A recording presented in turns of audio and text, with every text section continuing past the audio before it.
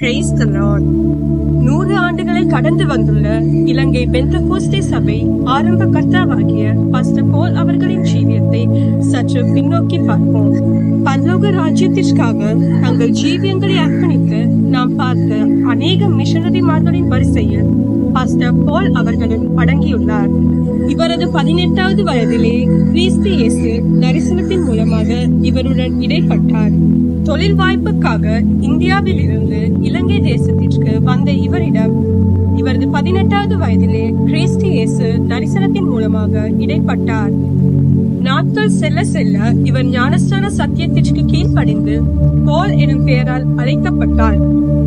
இதை அறிந்த அவரது குடும்பத்தினருக்கு அவர் மேல் கசப்பும் கோபமும் வெறுப்பும் உண்டாகினது. இதன் மூலமாக அவருக்கு பல போராட்டங்கள் எழும்பின. எனினும் அவர் எல்லாவற்றின் மூலமாகவும் கிறிஸ்துவை விட்டு தூரம் செல்லாமல் கர்த்தராகிய இயேசு கிறிஸ்துவை எப்படி கிட்டி சேர்வதென்றே பார்த்து வந்தார். சில நாட்களின் பின்பு இவர் கிறிஸ்துவ பெண்ணை திருமணம் செய்து கர்த்தரால் 5 பிள்ளைகளுடன் ஆசீர்வதிக்கப்பட்டார். ஒரு முறை மிஷனரிமார்களால் கொழும்பிலே நடாத்தப்பட்ட ஜெப ஆராதனையிலே இவர் கலந்துள்ளார். ஜெபத்தின் முடிவிலே மிஷனரிமார்கள் இக்கூட்டத்திலே ஒரு நபரை கர்த்தர் தேவ ஊழியத்திற்கென்று வேறு பிரித்துள்ளார். அந்த ஊழியமானது உலகம் முழுவதும் பரவும். அது விசுவாசத்தினாலே கட்டியெழுப்பப்படும் ஒரு ஊழியம் என்று கூறி ஏவுதல் உடைய நபரை முன்னாடி வரும்படி அழைத்துள்ளார்கள். பாஸ்டர் போல் அவர்களும் முன்னாடி சென்றுள்ளார்கள். அவருடைய ஜீவியத்தை அவர் அந்த நேரத்திலும் முற்றுமாய் தேவனுடைய கரத்திலே ஒப்படைத்து ஜெபித்துள்ளார். பின்பு அவர் வீடு சென்றுள்ளார். இவர் வீட்டிற்கு செல்லும் வேளையிலே இவரிடம் பல கேள்விகள் இவருக்குள்ளாகவே எழும்ப ஆரம்பித்தது. நான் என்னை அர்ப்பணித்து ஜெபித்து விட்டேனே, ஆனாலும் நான் எப்படி இந்த ஊழியத்தை எடுத்து செல்வேன்? அவர் வீடு சென்று நடந்த எல்லாவற்றையும் தனது மனைவியிடம் எடுத்து கூறினார். மனைவியும், நீங்கள் கர்த்தரிடம் உங்களை ஒப்படைத்து விட்டீர்களே என கூறி விசுவாசத்தினாலே நாம் இதை ஆரம்பிப்போம் என உற்று துணையாக இவருக்கு பக்கபலனாகவும் இருந்துள்ளார்.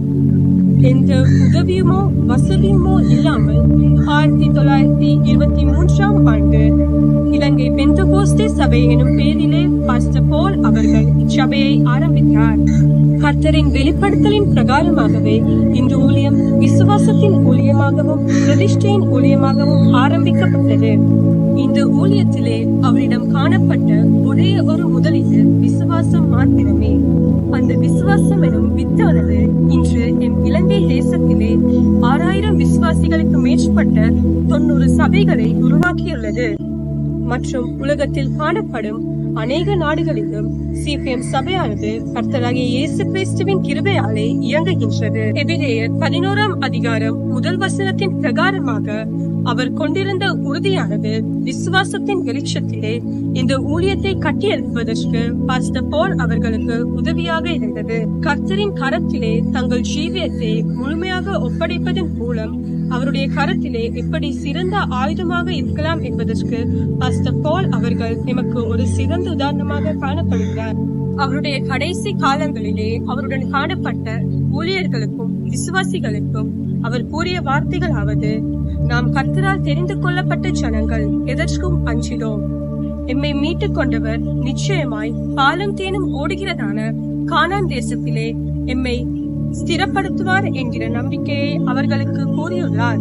1945ஆம் ஆண்டு ஜூலை மாதம் 4ஆம் தேதியிலே அவரது 65வது வயதிலே அவர் கர்த்தருக்குள் நித்திரை அடைந்தார்.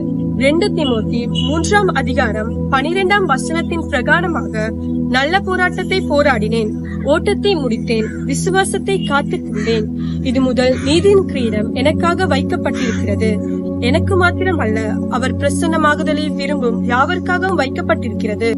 நாமும் கூட எங்களுடைய ஜீவியத்திலே வரும் போராட்டங்கள், சோதனைகள், கண்ணீர்கள், பிரச்சனைகளின் மத்தியிலே இடைவிடாமல் கர்த்தரை ஆராதித்து விசுவாசத்தை பற்றிக் கொண்டு இந்த ஓட்டத்தை ஜெயத்தோட ஓடி அந்நாளிலே நாம் எல்லாரும் ஜெயத்தின் கீதத்தை பாட வேண்டும்.